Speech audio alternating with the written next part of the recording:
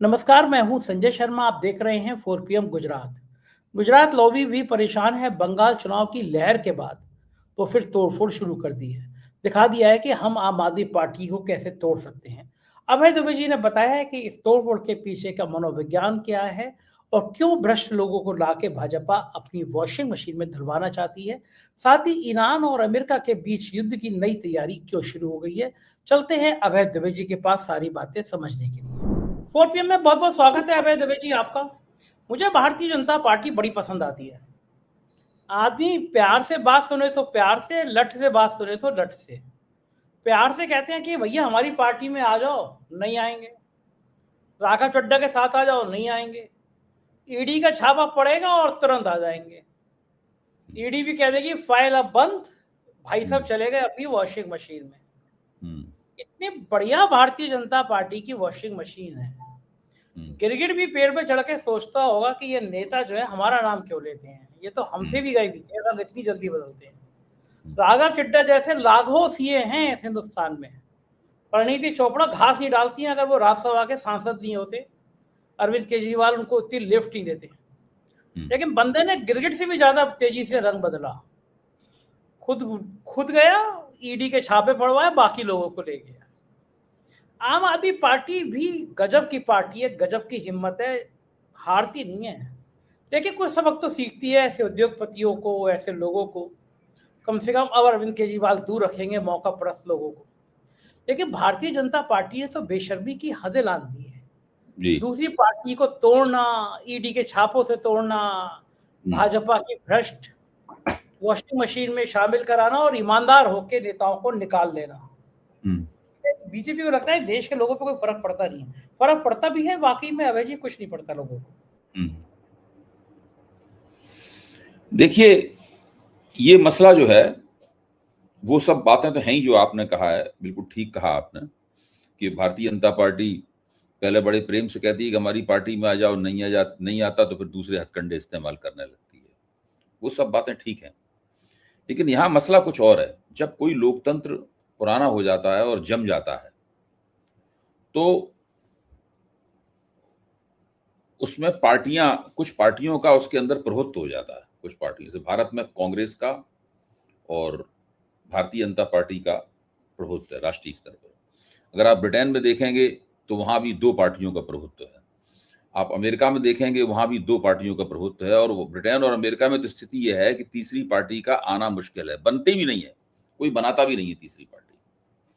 कोई बनाता भी है तो घूम घाम के फिर उसी में चले जाते हैं लोग, उन्हीं 2 पार्टियों के सेटअप में चले जाते हैं, वहीं अपनी जगह तलाश लेते हैं। भारत में बहुदलीय लोकतंत्र है, तो बहुदलीय लोकतंत्र में काफी पार्टियां नई नई बनती हैं, लेकिन बड़ी तेजी के साथ समाप्त हो जाती हैं, बशर्ते कोई उसमें क्षेत्रीय शक्ति के तौर पर ना उभरे। मतलब आम आदमी पार्टी एक ऐसी पार्टी थी जो कि इस आंदोलन के गर्भ से जन्मी थी। वो आंदोलन कैसा था, क्या था, इस पर विवाद हो सकता है, लेकिन इस पार्टी के सभी नेता, सभी बड़ी जो हस्तियां थी, वो सब उसी आंदोलन के गर्भ से निकली थी। उससे पहले उन्हें राजनीति में कोई नहीं जानता था। ये पार्टी बनी और ये पार्टी किसी जाति बिरादरी की पार्टी भी नहीं थी। जैसे माना जाता है कि भाई समाजवादी पार्टी यादवों की पार्टी है, बहुजन समाज पार्टी जाटवों की पार्टी है, बीजेपी ब्राह्मणों की पार्टी, ब्राह्मण बनिया पार्टी है। इस तरह एक कांग्रेस को भी माना जाता था कि ऊंची जातियों की पार्टी है, या असदुद्दीन ओवैसी की पार्टी मुसलमानों की पार्टी है। तो आम आदमी पार्टी एक ऐसी पार्टी थी जो किसी भी जाति बिरादरी की पार्टी नहीं थी। और उसने दिल्ली में जो अपनी राजनीतिक सफलता अर्जित की, जो अभूतपूर्व थी, 2 उन्होंने बहुत जबरदस्त चुनाव जीते। उससे पहले एक चुनाव में उसने गठजोड़ सरकार बनाई, तो यहाँ तो वो एक, और इसके बाद उसने पंजाब में जाके सरकार बनाई। पंजाब में जहां दिल्ली जैसी आबादी नहीं थी, पंजाब की आबादी दिल्ली ऐसी नहीं थी, वहां भी जाके उसने बहुत बड़े पैमाने पर सरकार बनाई। तो इससे ये लगा कि ये भारतीय लोकतंत्र में एक ऐसी पार्टी उभरी है जो कि पुरानी पार्टियों से उकता चुकी जनता जो है इस पार्टी को पसंद करने लगती है। जैसे पंजाब उसका सबसे बड़ा उदाहरण था। जब पंजाब ने आम आदमी पार्टी की सरकार बनाई तो दिल्ली की स्थापित पार्टियां जो थी उनका माथा ठनका। या आप कहें कि पंजाब में सरकार बनाने से पहले ही आम आदमी पार्टी ने जो पिछला सरकार बनाने से पहले वाला चुनाव था, तो उसको वो जीत नहीं पाई थी, लेकिन प्रमुख विपक्ष के नेता के तौर पर उभरी थी। उस चुनाव में ही भाजपा और कांग्रेस का माथा ठनका था कि ये कैसी पार्टी उभरी है। मुझे याद है कि उस चुनाव में अमित शाह ने एक चुनाव के बीच में बयान दिया था, जब उससे उनके पत्रकार ने पूछा कि आम आदमी पार्टी लगता है पंजाब के चुनाव में बहुत आगे बढ़ रही है, तो अमित शाह ने कहा था कि हम किसी पार्टी को आगे बढ़ने से कैसे रोक सकते हैं। अगर कोई पार्टी आगे बढ़ रही है तो बढ़ेगी। लेकिन वो ऊपर से इस बात को कह रहे थे, भीतर से भारतीय जनता पार्टी और कांग्रेस के बीच में एक तरह का अघोषित गठबंधन हो चुका था आम आदमी पार्टी को सत्ता में आने से रोकने के लिए। और भारतीय जनता पार्टी ने, जो उनका अपना पंजाब में जनाधार था, हिंदू व्यापारियों की जो पार्टी थी, उसको बड़ी खामोशी से अमरिंदर सिंह के नेतृत्व वाली कांग्रेस के पक्ष में उन वोटों का एक बड़ा हिस्सा शिफ्ट किया रातों रात, ताकि आम आदमी पार्टी न जीत पाए, कांग्रेस जीत जाए। और वहां कांग्रेस ने जीत के सरकार बना ली, अमरिंदर सिंह मुख्यमंत्री हो गए। उस चुनाव की अंतर कथा यही थी कि किस तरह भारतीय जनता पार्टी ने अपनी दावेदारी छोड़ दी। अकाली दल से तो उसका कुछ वैसा समझौता वगैरह कुछ था नहीं, अकाली दल चुनाव जीतने की स्थिति में था नहीं, तो उसने सोचा कि क्यों ना कांग्रेस को चुनाव जीत जाने दिया जाए, वरना आम आदमी पार्टी सत्ता में आ जाएगी और ये बहुत बड़ी प्रतिद्वंदी साबित होगी। ये उदाहरण वहां आपको दिखता है। उसके बाद में जब दिल्ली में शराब घोटाले का मसला उठाया गया, तो शराब घोटाले में भी कांग्रेस और भारतीय जनता पार्टी की आम आदमी पार्टी के खिलाफ जुगलबंदी देखने को मिली।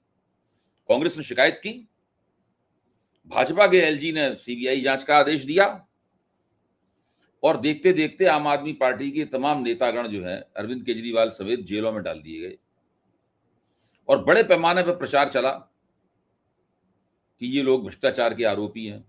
एक ऐसे आरोप में उनके खिलाफ हवा बनाई गई जो अदालत में टिक नहीं पाया। एक ऐसे आरोप में उनको कोने में धकेला गया जिस आरोप को अदालत ने आरोप मानने से इनकार कर दिया, मुकदमा चलाने योग्य भी नहीं समझा उन आरोपों को। आप सोचिए। और वो माहौल बनाकर जनता के मन में ये बात डाल दी कि ये पार्टी अपने वायदे पे खरी नहीं उतर पाई, ये साफ सुथरी राजनीति करने के वायदे से आई थी, लेकिन ये शराब घोटाले में फंसी हुई पाई गई। तो ये जो स्थिति थी, ये स्थिति बताती है कि एक ऐसी पार्टी जो कि जाति धर्म की पार्टी नहीं है, जो कि एक अलग तरह की पार्टी थी, जो कि स्थापित पार्टियों से जनता की उकताहट का लाभ उठाकर जो गुंजाइश बनती थी, उस गुंजाइश में आकर सत्ता में आती थी वो पार्टी। मैं ये नहीं कह रहा हूं आम आदमी पार्टी ने हमेशा अच्छी सरकार चलाई है या सरकार चलाने में कोई गलतियां नहीं की या उनके नेताओं ने गलतियां नहीं की, ये सब मैं नहीं कह रहा हूं।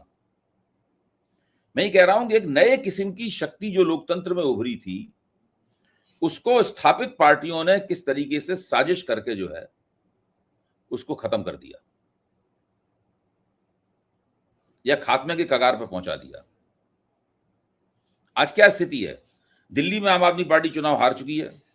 पंजाब में उसके सभी राज्यसभा सदस्य जो हैं वो राघव चड्ढा के पीछे खड़े होकर भारतीय जनता पार्टी में जा चुके हैं। और पंजाब में उसकी सरकार, आम आदमी पार्टी की सरकार जो है, उसकी जो कुछ भी बची खुची प्रतिष्ठा थी, वो इस घटना के कारण पूरी तरीके से उनको उस प्रतिष्ठा का क्षय हो गया है। और जश्न कौन मना रहा है? भाजपा इसलिए जश्न मना रही है कि उसको राज्यसभा में 7 सांसद मिल गए प्लेट पर रखकर, और वो बहुमत के करीब पहुंच गई। और कांग्रेस इसलिए जश्न मना रही है कि पंजाब में उसके लिए सत्ता में आने की जगह खाली हो गई, और दिल्ली में भी इससे आम आदमी पार्टी की प्रतिष्ठा को नुकसान होगा, फायदा तो कोई होने वाला है नहीं। मैं ये सब बातें क्यों कह रहा हूं? मैं ये सब बातें इसलिए कह रहा हूं कि कांग्रेस और भाजपा बहुत बड़ी बड़ी पार्टियां हैं, बहुत शक्तिशाली पार्टियां हैं। ये एक से अधिक प्रांतों की पार्टियां हैं। आज भाजपा ज्यादा बड़ी पार्टी बनती लगती है क्योंकि केंद्र में सत्ता में है। जिस दिन कांग्रेस केंद्र में सत्ता में आ गई, वो भी इतने ही प्रांतों में अपनी सरकार बना लेगी और भाजपा उसी तरह सिकुड़ जाएगी जिस तरीके से कांग्रेस सिकुड़ी हुई है आज। लेकिन ये दोनों पार्टियां, अगर कोई तीसरा बड़ा प्रतिद्वंदी जो इनकी शर्तों पर राजनीति नहीं करता, इन जैसा नहीं है, अलग तरह का है। उसको खत्म करने के लिए ये लोग आपस में गठजोड़ कर लेते हैं, और इस गठजोड़ के जो कुछ उदाहरण हमने बताए हैं, अगर आप और भीतर जाएंगे तो आपको इसके और भी ज्यादा उदाहरण प्राप्त होंगे। मैं फिर कह रहा हूं, इसका मतलब ये कतई नहीं है कि आम आदमी पार्टी ने सारे काम ठीक किए हैं, उसके नेतृत्व ने कोई गलती नहीं की है, या राघव चड्ढा को पार्टी में बनाए रखने के लिए, स्वाति मालीवाल को पार्टी में बनाए रखने के लिए इन लोगों ने पर्याप्त प्रयास किए थे या नहीं किए थे। मैं इन सब बातों के बारे में नहीं जा रहा हूं। आम आदमी पार्टी में बहुत लोग गए थे, एक एक करके सब लोग, बहुत से लोग बाहर आए। दो तरह के लोग आम आदमी पार्टी से बाहर आए। एक वो लोग बाहर आए, इसमें योगेंद्र यादव और आप प्रशांत भूषण जैसे लोगों को रख सकते हैं। पंजाब में भी कुछ इस तरह के लोग थे जो कि समाज सेवी थे, जनता में इनका नाम था, वो आम आदमी पार्टी में गए लेकिन बाहर आए उसमें। लेकिन वो लोग भाजपा में या अकाली दल में नहीं गए। योगेंद्र यादव और प्रशांत भूषण भाजपा, अकाली दल या कांग्रेस में नहीं गए। वो लोग अपनी अपनी स्वतंत्र राजनीति उन्होंने बनाने का प्रयास किया। और जब भी आम आदमी पार्टी को योगेंद्र यादव ऐसे लोग संकट में देखते हैं तो वो एक सही सलाह ही देते हैं उसको, कभी ऐसी निंदा नहीं करते। जब अच्छा, आम आदमी पार्टी दिल्ली में हार गई तो आप योगेंद्र यादव के वक्तव्यों को याद कीजिए, उन्होंने क्या कहा था। उन्होंने कहा था कि अरविंद केजरीवाल कोई हाथ में हाथ रख के बैठने वाले नेता नहीं है, वो जरूर प्रयास करके आगे आएंगे, ना वो निराश होने वाले नेता हैं, वो जीवट वाले नेता हैं, वो लड़ेंगे, ये योगेंद्र यादव ने कहा था, मुझे याद है। जबकि दोनों के बीच में कोई संबंध नहीं है इसी तरह के। मैं ये, और दूसरी कैटेगरी उन लोगों की है जो पार्टी से निकले और निकलते ही या तो उन्होंने कांग्रेस में जगह प्राप्त कर ली या बीजेपी में घुस गए। ये जो मौजूदा 7 सांसद हैं ये भी उसी तरह के हैं। इसमें एक है साहब संदीप पाठक। उन्होंने क्या किया, वो कहने के लिए तो वो हार्वर्ड यूनिवर्सिटी में पढ़े हैं, MIT में, मैसाचुसेट्स इंस्टीट्यूट फॉर टेक्नोलॉजी में पढ़े हैं, भारत में IIT में पढ़े हैं, पता नहीं कहाँ कहाँ बड़े बड़े संस्थानों में पढ़े हैं। और आम आदमी पार्टी का पूरा संगठन की जिम्मेदारी अरविंद केजरीवाल ने उनको दे रखी थी। राज्यसभा में उनको सांसद भी बनाया। जब पंजाब में संगठन उनका बनाया, उन्होंने बनाने की जिम्मेदारी उनको दी, उन्होंने बनाया भी संगठन। उनको भगवंत मान का सलाहकार बनाया गया, अलग दफ्तर दिया गया, ये सब किया गया उनको। और आज जब उनको राघव चड्ढा के बगल में बैठे सब लोगों ने देखा तो जो भाजपा, जो आम आदमी पार्टी की आलोचक है, उनको भी धक्का लगा कि ये क्या हो गया, ये हालत है। और आप देखिए उन तमाम व्यापारियों को, एक क्रिकेटर भी है उसमें, हरभजन सिंह, जिनको अरविंद केजरीवाल ने राज्यसभा पहुंचाया था, वो सब लोग भी लाइन लगा के भाजपा में चले गए। अब केजरीवाल को भी, अरविंद को भी सोचना चाहिए कि भाई कैसे लोगों को उन्होंने आगे बढ़ाया राजनीति में। ये वो लोग हैं। हरभजन सिंह को देखिए आप, हरभजन सिंह बहुत अच्छे ऑफ स्पिनर थे भारतीय टीम के, उन्होंने बहुत नाम कमाया उन्होंने, इसमें कोई शक नहीं। क्रिकेटर के तौर पे मैं उनका प्रशंसक हूँ, उनकी तारीफ करता हूँ। लेकिन राज्यसभा का वो सदस्य बने और उनका नेता जब जेल भेज दिया गया गलत तरीके से, तो उन्होंने उसके खिलाफ, उसकी आलोचना में एक बयान देने से इनकार कर दिया हरभजन सिंह ने। एक राजेंद्र गुप्ता थे जो व्यापारी थे, एक गोयल साहब थे जो व्यापारी थे, जो यूनिवर्सिटी चलाते हैं वहां पर। ये इन सब लोगों को राज्यसभा का सदस्य पंजाब से बनाया गया और ये सब लोग आम आदमी पार्टी के काम नहीं आए। इससे अरविंद केजरीवाल जैसे नेताओं को यह भी सोचना चाहिए कि वो किन व्यक्तियों का चुनाव करते हैं, किन व्यक्तियों को एक ऊंचे मुकाम तक पहुंचाते हैं। उनकी पार्टी में दूसरे लोग भी थे, राजनीतिक कार्यकर्ता थे, उनको अगर उनकी जगह रखे जाते तो आज शायद ये स्थिति ना होती। लेकिन मैं इस पे नहीं जा रहा हूं। मेरा कहना यह है कि इस मामले में जिस तरीके से सत्ताधारी दल और मुख्य विपक्ष दोनों ने आम आदमी पार्टी को नुकसान पहुंचाने के लिए बार बार जो जुगलबंदी की है, चाहे वो पंजाब की जमीन हो, चाहे वो दिल्ली की जमीन हो, इसका इतिहास लिखा जाना चाहिए। ये बताया जाना चाहिए कि भाई ये जुगलबंदी इन्होंने क्यों की, कैसे की और ये सब काम कैसे हुआ, इसका मैकेनिज्म क्या है। ये लोग किसी भी ऐसी पार्टी को बर्दाश्त करने को तैयार नहीं है जो पार्टी इनकी कार्बन कॉपी ना हो। अच्छा, ये बात क्या अमित जी, ये बात मान लेनी चाहिए कि कांग्रेस और भारतीय जनता पार्टी दोनों नहीं चाहते कि क्षेत्रीय दल ताकतवर हों, क्षेत्रीय दलों को मजबूत नहीं क्षेत्रीय दल का सवाल है ही नहीं संजय जी, मैं माफी चाहता हूं।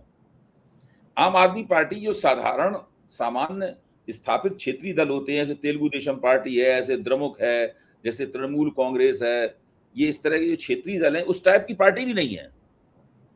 देखिए क्षेत्रीय दलों का जो मॉडल है वो तो स्थापित मॉडल है।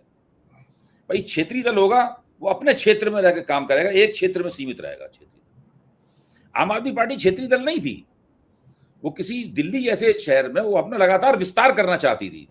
पंजाब में तो सरकार बना के दिखाई, दिल्ली में उस वक्त उसकी सरकार थी, वो राष्ट्रीय दल का उसने दर्जा प्राप्त किया। गोवा में उसकी महत्वपूर्ण उपस्थिति थी, गुजरात में वो भाजपा को चुनौती देने की स्थिति में थी, उत्तर प्रदेश में संजय सिंह लगे हुए थे उसका संगठन बनाने में। आम आदमी पार्टी की राष्ट्रीय महत्वाकांक्षाएं क्षेत्रीय नहीं थी, उसकी महत्वाकांक्षाएं राष्ट्रीय थी आम आदमी पार्टी की। तो एक ऐसी पार्टी जो किसी जाति धर्म की पार्टी न हो, उसमें लाख कमियां थी, मैं मानता हूं। वो उसने जिन आदर्शों की घोषणा की थी, मैं मानता हूं कि वो उन आदर्शों पर खरी नहीं उतर पाई। कई उसमें दूसरी पार्टियों के दुर्गुण थे, वो दुर्गुण भी दिखाई पड़ रहे थे, उसके नेतृत्व में भी दूसरी पार्टियों के दुर्गुण दिखाई पड़ रहे थे। लेकिन उस पार्टी का जो बुनियादी ढांचा था और इतिहास था वो दूसरी पार्टियों से अलग था, उसकी महत्वाकांक्षाएं भी दूसरी पार्टियों से अलग तरह की महत्वाकांक्षाएं थी। इस चीज को भाजपा और कांग्रेस दोनों ने ही स्वीकार करने से इनकार कर दिया। आम आदमी पार्टी ने दिल्ली और पंजाब की राजनीति में दिखाया कि न तो वो दिल्ली में उसने भाजपा को सत्ता में आने दिया, न कांग्रेस की वापसी होने दी। दोनों राष्ट्रीय दलों की राह में सबसे बड़ा रोड़ा आम आदमी पार्टी थी, दोनों ही मिलकर उसको हटाना चाहते थे। पंजाब में उसने भारतीय जनता पार्टी को आगे नहीं बढ़ने दिया और कांग्रेस को वहां भी उसने सत्ता आगे बढ़ने दिया। ये वहां भी ये दोनों की राह में आम आदमी पार्टी रोड़ा थी। ऐसी पार्टी को अब इन दोनों पार्टियों ने मिलकर एक ऐसे मुकाम पर पहुंचा दिया है जहां से उसकी रिकवरी होना काफी मुश्किल दिखाई पड़ रहा है। अरविंद केजरीवाल के सामने आज की तारीख में एक बहुत बड़ी चुनौती है। अबे जी, ये एक जमाने में भारतीय जनता पार्टी बहुत नैतिकता की बात करती थी, संघ भी ये बात कहता था। अब भारतीय जनता पार्टी में सारे नेता दूसरी पार्टियों के भरते चले गए, तो जो सालों तक जिन कार्यकर्ताओं ने दरी बिछाई है, पार्टी के लिए निष्ठा लगाई है, जान लगाई है, उनको दिल पे क्या बीतती होगी। सारे बाहर के नेता जिन पर तमाम तरह के अवगुणों के आरोप लगाते हैं, सब भरते चले जा रहे हैं भारतीय जनता पार्टी में। कांग्रेस का पार्ट 2 हो गई है, जो संघ है वो बिल्कुल खामोश है, बोल नहीं सही है। लेकिन वहां दूसरी समस्या है। देखिए भारतीय जनता पार्टी में 80 करीब नेता ऐसे हैं जो बाहर से आए हैं। इनमें कई मुख्यमंत्री हैं, मेरे ख्याल से 4 या 5 मुख्यमंत्री स्तर के नेता हैं, कई मंत्री स्तर के नेता हैं, कई लोग संगठन में लिए गए हैं उनके नेता। अच्छा, तो जब कांग्रेस अपने शिखर पर थी तो कांग्रेस में भी सीपीआई से, रिपब्लिकन पार्टी से और दूसरी पार्टियों से बहुत से नेता आए थे और वो कांग्रेस में अच्छे पदों पे थे। सभी पार्टियां जो राष्ट्रीय पार्टी बनने की तरफ जाती हैं वो दूसरी पार्टियों से दल बदल करा के अपने उसको भरती हैं। उसमें अच्छे चेहरे भी होते हैं, बुरे चेहरे भी होते हैं, बदनाम चेहरे भी होते हैं। भारतीय जनता पार्टी का तरीका थोड़ा फूहड़ किस्म का है, कांग्रेस का तरीका थोड़ा सा मतलब कहते हैं नफीस किस्म का था। भारतीय जनता पार्टी में निर्लजता इस किस्म की है कि वो आज की तारीख में कह रहे हैं बहुत भ्रष्ट है, कल उसको तुरंत ले लेंगे पार्टी में, और कभी उस बात का जवाब नहीं देंगे कि आपने पहले ये क्यों कहा था, ये बहुत भ्रष्ट है। कभी नहीं देंगे जवाब। आप कितना भी कहते रहिए, उसका जवाब नहीं देंगे, चुप रहेंगे उस सवाल के ऊपर। इस तरह की निर्लजता कांग्रेस के अंदर है बहुत बड़े पैमाने पर। कांग्रेस भाजपा के अंदर है, कांग्रेस इस तरह का मौका आने नहीं देती थी। वो जरा सफाई से काम करती थी, कांग्रेस हिसाब से काम करती थी। खैर इस बात को छोड़िए, वक्त बदल गया है। यहां मामला दूसरा है। यहां मामला यह है कि ये दल बदल वाला केवल प्रश्न नहीं है, ये प्रश्न इस बात का है कि जो ऑपरेशन आम आदमी पार्टी है ये सामान्य तौर पर होने वाला ऑपरेशन लोटस नहीं है। जो आमतौर पर भाजपा जगह जगह दल बदल करवाती है और ऑपरेशन लोटस जिसको कहा जाता है, इसको ऑपरेशन लोटस में नहीं मानता। ये अलग तरह की चीज है। ये एक ऐसी पार्टी को नष्ट करने का अभियान है जिसमें देश की सबसे बड़ी सत्तारूढ़ पार्टी और सबसे बड़ी विपक्षी पार्टी ये दोनों शामिल हैं, दोनों की साठगांठ है, तो दोनों मिलकर इस पार्टी को खत्म करना चाहती हैं। दोनों की राह में ही पार्टी रोड़ा बनी हुई है। ये है चक्कर। हकीकत तो यही है। जरा बात कर लेते हैं ट्रम्प चचा और की। इसके सबूत है, मैंने सामने दिए हैं आपको। अगर हाँ, लोगों को बिल्कुल सही लगता है कि सबूत गलत है तो बता दे मुझे गलत है। हाँ, नहीं, दस्तावेजी है और ये हकीकत भी है। ट्रम्प चचा फिर धमकी दे रहे हैं, ये कर दूंगा वो कर दूंगा। ये धमकी कब तक देते रहेंगे? कितने दिन और चलेगी देखिए, धमकी? मुझे तो लगने लगा है, और मैं एक एक मेजर जनरल संजय मेस्टन है, उनसे मैंने आज बातचीत की, और कुछ और भी प्रतिष्ठित रक्षा विशेषज्ञ हैं, उनके साथ चर्चा की। सब लोगों का मानना है कि अभी एक युद्ध जल्दी ही फिर शुरू होगा। हो सकता है 7 दिन चले, हो सकता है 10 दिन चले, वो दिन 15 चले, 20 दिन चले, क्योंकि सब लोग, तीनों ही पक्ष जो हैं वो इस युद्ध की तैयारी कर रहे हैं। इस बीच में लंबे अरसे से युद्ध नहीं हुआ है, रुका हुआ है। ईरान भी तैयारी कर रहा है, अमेरिका भी तैयारी कर रहा है, इजराइल भी तैयारी कर रहा है। यहां तक कि इन तीनों पक्षों ने काफी तैयारी कर ली है, अपनी तैनातियां, फौजों की मोर्चाबंदी, हथियार, एयर डिफेंस सिस्टम वगैरह वगैरह सब तैयार कर ली है। तीनों जानते हैं कि युद्ध कभी भी घटित हो सकता, कभी भी शुरू हो सकता है। तो हम लोगों को भी कमर कस लेनी चाहिए, भारत सरकार को भी कमर कस लेनी चाहिए, दुनिया को भी कमर कस लेनी चाहिए। इस खाड़ी युद्ध से जो अर्थव्यवस्थाएं परेशान हैं उनको भी कमर कस लेनी चाहिए कि अभी इसमें 7 या 10 दिन के बीच में एक युद्ध फिर शुरू होगा, और वो भी काफी विध्वंसकारी युद्ध होगा। इस बार युद्ध जो है वो होर्मुज में होगा, होर्मुज के आसपास होगा। जैसे पहले ईरान पे बमबारी वगैरह हुई थी उस तरह नहीं होगा, क्योंकि सब पूरा जो फोकस है वो होर्मुज पे, कंट्रोल पे फोकस आ गया है। जो होर्मुज पे नियंत्रण करेगा उसकी बल्ले बल्ले होगी। अगर ईरान का नियंत्रण था तो ईरान की बल्ले बल्ले होगी, और ट्रंप ने अगर ईरान का नियंत्रण तोड़ दिया और अपने हाथ में होर्मुज ले लिया तो ईरान, पाकिस्तान की, अमेरिका की सत्ता में ट्रंप को रोक पाना मुश्किल हो जाएगा। नवंबर में भी अपना मध्यावधि चुनाव जीत जाएंगे। तो इसकी पूरी तैयारी, इसकी पूरी तैयारी नहीं ले पाए तो नहीं ले पाए तो दुर्गत हो जाएगी उनकी, भी ईरान की बल्ले बल्ले होगी। ट्रंप चचा गए काम से, ट्रंप चचा गए, जाहिर है कि कुछ दिनों बाद तस्वीर वो भाड़ झोंकेंगे। ठीक, बिल्कुल सही बात है। यही स्थिति लग भी रही है। बहुत शुक्रिया अभय जी, समय दिए, बातचीत की, थैंक यू। तो ये थे अभय दुबे जी, और कितने विस्तार से उन्होंने समझाया। आप सोचिए, ये राघव चड्ढा, लाखों सीए हैं इस देश में, परिणीति चोपड़ा आदमी को घास नहीं डालती अगर अरविंद केजरीवाल इस मुकाम तक पहुंचाते नहीं, बढ़ाते नहीं, और वक्त आया तो कैसे पलटे। मैंने कहा ना, गिरगिट भी हैरान है रूप देखकर कि ये इस तरह नेता रंग बदलते हैं। आपका क्या मानना है कि भारतीय जनता पार्टी के पास कोई हैसियत नहीं बची, कोई नेता नहीं बचा? कभी कांग्रेस, कभी आम आदमी पार्टी से तोड़ तोड़ के ला रहे हैं। संघ चुपचाप है, संघ की औकात नहीं है।